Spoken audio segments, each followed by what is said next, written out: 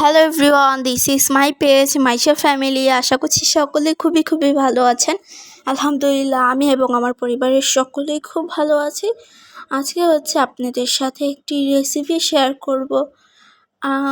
আরেকটা কথা সবাইকে রমাদান মোবারক এবং আজকে জুম্মা মোবারক। সবাই জুম্মার দিন কী করেছেন কমেন্টে বলে যাবেন। আর আজকে বললামই তো একটি রেসিপি শেয়ার করব আপনাদের সাথে। সেটা আমার আম্মু ফালুদা তৈরি করবে। ফালুদাটা কীভাবে তৈরি করবে এটা আপনাদের সাথে শেয়ার করব।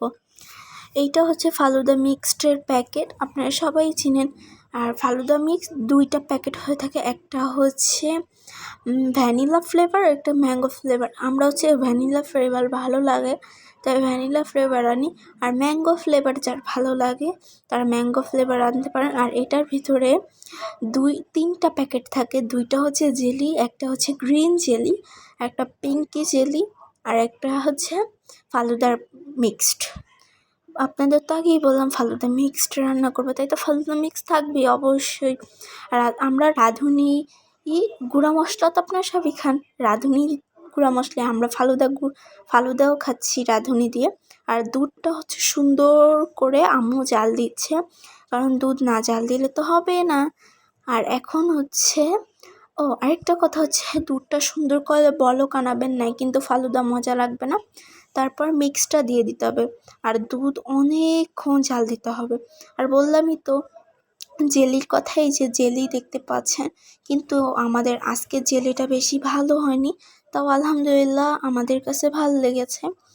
এটা green colour jelly. Green colour জেলিটা আমার কাছে বেশি ভালো লাগে পিঙ্ক কালার থেকে। পিঙ্ক কালারটা ভালো লাগে, গ্রিনটা বেশি ভালো লাগে, কিন্তু কালারের ভিতরে আমার পিঙ্ক কালার অনেক বেশি ফেভারেট।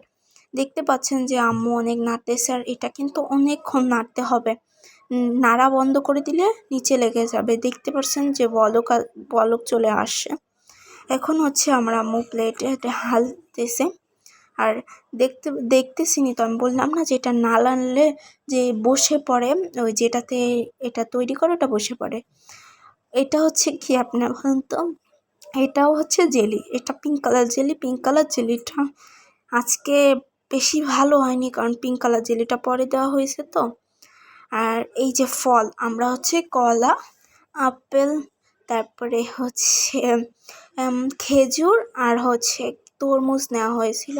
আর বললামই তো জেলিটা কাটার সময় সুন্দর ছিল, কিন্তু সময় সার্ভ করার সময় অনেক বেশি অবস্থা খারাপ হয়ে গিয়েছিল।